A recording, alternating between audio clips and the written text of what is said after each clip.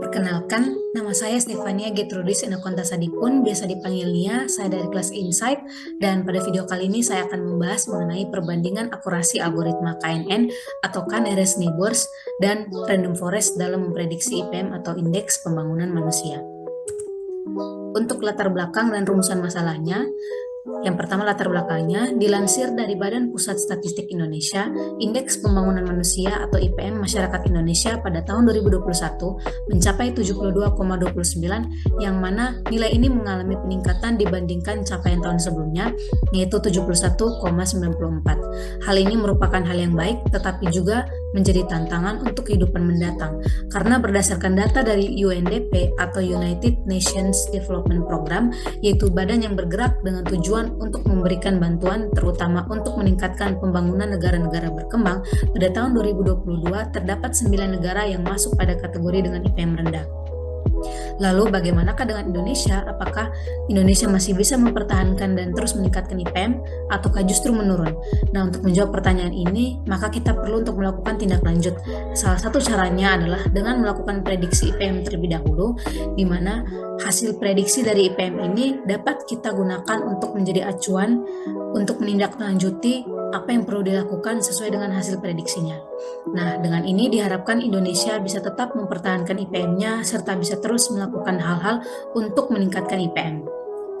Nah, untuk mendapatkan hasil yang akurat dari prediksinya, maka perlu untuk mencari model yang paling baik, di mana pada program ini saya membandingkan dua akurasi model, yaitu K-nearest neighbors dan random forest, dan kita akan melihat model mana yang memiliki akurasi paling tinggi. Kemudian untuk rumusan masalahnya, yang pertama bagaimana perbandingan akurasi model yang menggunakan algoritma K-nearest neighbors dan random forest. Kemudian yang kedua, model dengan algoritma manakah yang paling baik untuk memprediksi IPM dengan akurat. Kemudian kita masuk pada data dan variabel datanya. Dataset yang digunakan adalah dataset bernama IPM dengan 5 variabel, yaitu 1 variabel kategori dan 4 variabel numerik.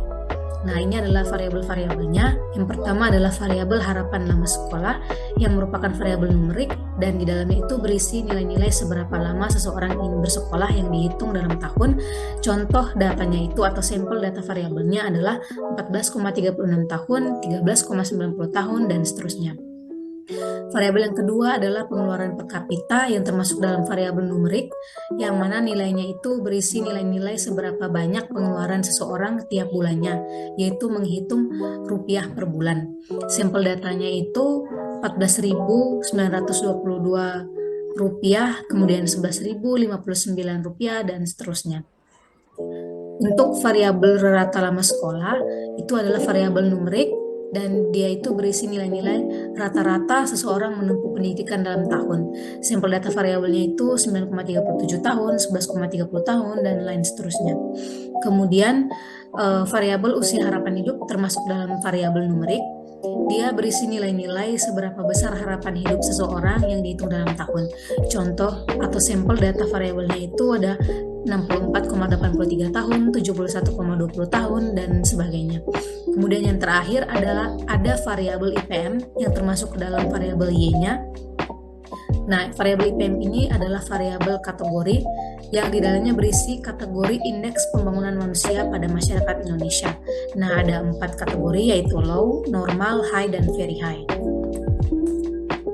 Kemudian pada pre-processing data, di sini saya melakukan 2 pre-processing data. Yang pertama ada handling missing value, yaitu pre-processing data bagian data klinik. Nah, pada saat membuat program ini, terdapat missing value untuk semua variabel. Jadi kita perlu untuk menghilangkan missing value-nya, karena missing value itu memungkinkan terjadinya kesalahan dalam interpretasi hasil analisis. Kemudian preprocessing data selanjutnya adalah perubahan pada data yang termasuk pada preprocessing data bagian data transformation.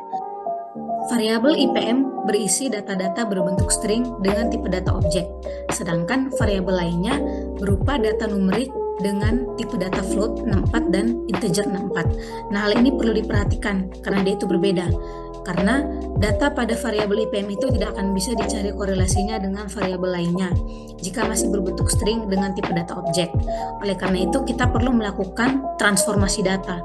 Jadi, ada dua transformasi data. Yang pertama untuk mengubah isi data IPM itu menjadi numerik sama dengan isi data dari variabel lainnya, dan juga mengubah tipe data variabel IPM itu menjadi float 64. Nah, di sini perubahannya itu low akan diubah menjadi 0, normal akan diubah menjadi 1, high akan diubah menjadi 2, dan very high akan diubah menjadi 3. Nah, kita perlu mencari korelasinya itu menggunakan scatter plot dan heat map, karena dengan mencari korelasi kita bisa melihat variabel mana yang sangat memberikan pengaruh pada IPM dan variabel mana yang tidak terlalu memberikan pengaruh pada IPM. Variabel yang tidak terlalu memberikan pengaruh itu bisa dihapus dengan mengimplementasikan dimensionality reduction, yaitu bagian feature selection, di mana feature selection ini dilakukan untuk menghindari overfitting. Jadi kita melakukan pengurangan variabel untuk menghindari overfitting. Selain itu, isi data perlu diubah menjadi numerik dan juga tipe data pada variabel IPM perlu diubah menjadi float 64 karena model itu akan lebih mudah mengenal dan belajar dengan data-data numerik untuk bisa mendapatkan hasil prediksi. Nah, jika tidak melakukan transformasi data, model berisiko untuk tidak dapat belajar dengan baik dan tidak dapat mengeluarkan prediksi. Kemudian untuk preprocessing data outputnya itu adalah seperti ini. Kemudian untuk implementasi preprocessing data adalah seperti ini.